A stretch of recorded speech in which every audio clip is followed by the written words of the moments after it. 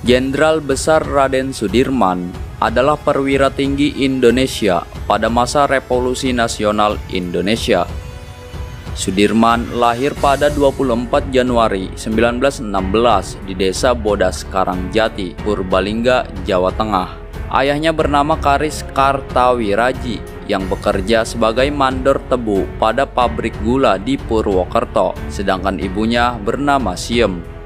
Sejak kecil, Sudirman telah diangkat anak oleh Raden Cokrosunaryo, asisten Wedana atau camat di Rembang, Purbalingga.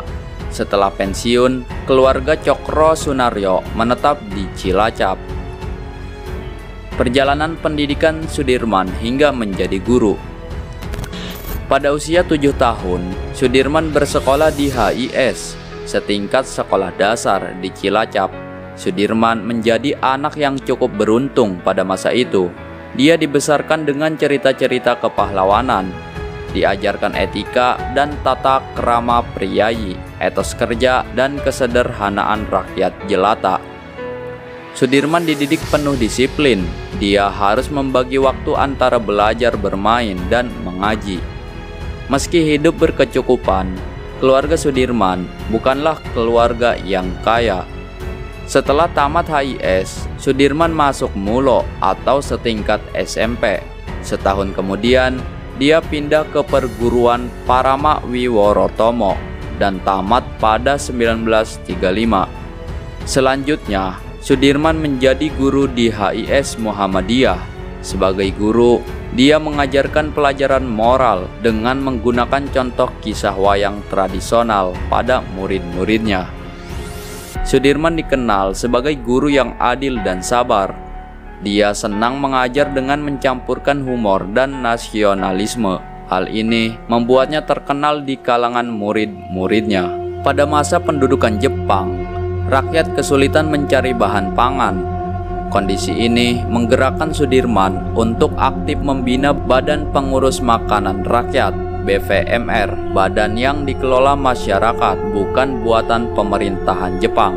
BPMR bergerak di bidang pengumpulan dan distribusi makanan supaya masyarakat Cilacap terhindar dari bahaya kelaparan. Pada Oktober 1943, pemerintah pendudukan Jepang mengumumkan pembentukan Tentara Pembela Tanah Air atau PETA. Karir Sudirman sebagai prajurit. Sebagai tokoh masyarakat, Sudirman ditunjuk mengikuti pelatihan PETA Angkatan Kedua di Bogor. Disinilah Sudirman memulai karir sebagai prajurit. Setelah proklamasi kemerdekaan, Jepang membebaskan PETA dan melucuti senjata.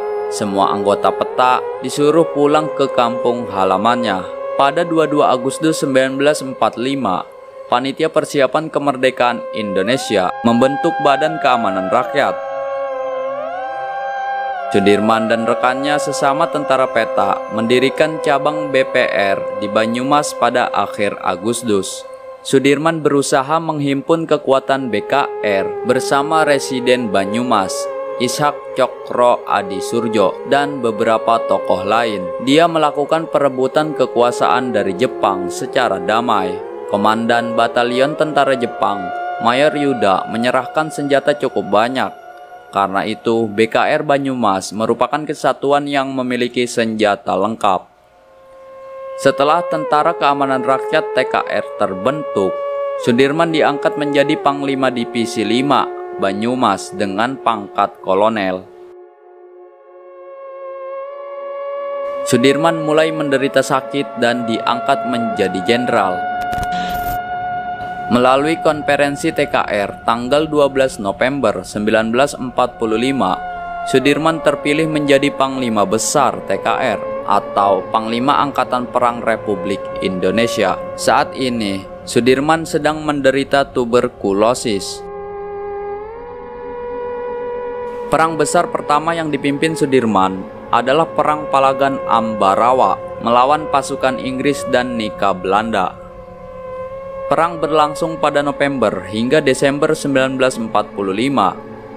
Pada 12 Desember 1945, Sudirman melancarkan serangan serentak terhadap semua kedudukan Inggris di Ambarawa. Upaya Sudirman tidak sia-sia. Pertempuran selama 5 hari berhasil memukul mundur pasukan Inggris ke Semarang. Setelah kemenangan Sudirman dalam Palagan Ambarawa pada 18 Desember 1945, Sudirman dilantik sebagai jenderal oleh Presiden Soekarno. Pangkat jenderal tersebut tidak diperoleh melalui sistem akademi militer atau pendidikan lainnya, namun melalui prestasinya. Itulah bedanya Jenderal Sudirman dengan jenderal yang lainnya. Penyakit Sudirman semakin parah. Saat berada di Yogyakarta, penyakit yang diderita Jenderal Sudirman menjadi parah. Paru-parunya yang berfungsi hanya satu. Yogyakarta dikuasai Belanda walaupun sempat dikuasai Indonesia. Saat itu, Presiden Soekarno dan Muhammad Hatta serta beberapa tokoh anggota kabinet juga ditangkap oleh tentara Belanda. Karena situasi genting, Sudirman dengan tandu berangkat bersama pasukannya dan kembali melakukan gerilya. Ia berpindah-pindah selama 7 bulan, dari hutan satu ke hutan lainnya, maupun dari gunung ke gunung, dalam keadaan sakit dan lemah. Bahkan, dia dalam kondisi hampir tanpa pengobatan dan perawatan medis. Mulai 1 April 1949, Sudirman menetap di Desa Sobo, Solo, Jawa Tengah. Di saat sakit, semangat juangnya tidak luntur. Dia tetap memberi petunjuk dan strategi kepada para prajuritnya. Perang gerilya itu akhirnya berhasil mematahkan serbuan Belanda. Akhirnya Belanda pun mengajak berunding.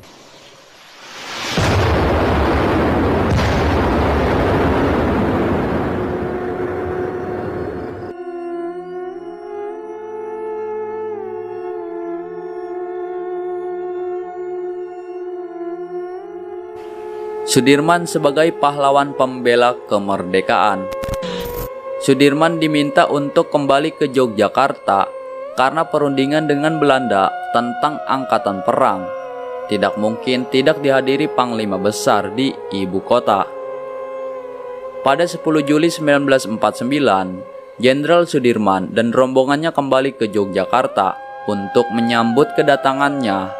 Parade militer yang diadakan di alun-alun Yogyakarta berlangsung sangat haru. Pasalnya, kondisi fisik Sudirman terlihat pucat dan kurus. Rasa haru dan kagum bercampur menjadi satu. Ini menunjukkan betapa berharganya Sudirman di hati anak buahnya. Pemerintah Indonesia dan Belanda terus mengadakan konferensi panjang selama beberapa bulan. Perundingan berakhir dengan pengakuan Belanda atas kedaulatan Indonesia pada 27 Desember 1949.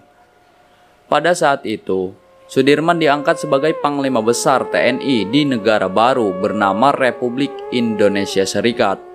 Pada 29 Januari 1950, Sudirman meninggal dunia di Magelang, Jawa Tengah karena sakit tuberkulosis parah yang dideritanya.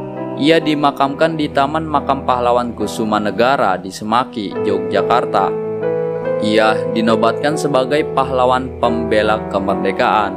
Pada 1997, Jenderal Sudirman mendapat gelar Jenderal Besar Anumerta dengan bintang 5, pangkat yang hanya dimiliki oleh beberapa jenderal di Republik Indonesia sampai saat ini. Namanya pun disematkan menjadi nama jalan utama di ibu kota Jakarta. Itulah jasa besar Jenderal Sudirman untuk Indonesia.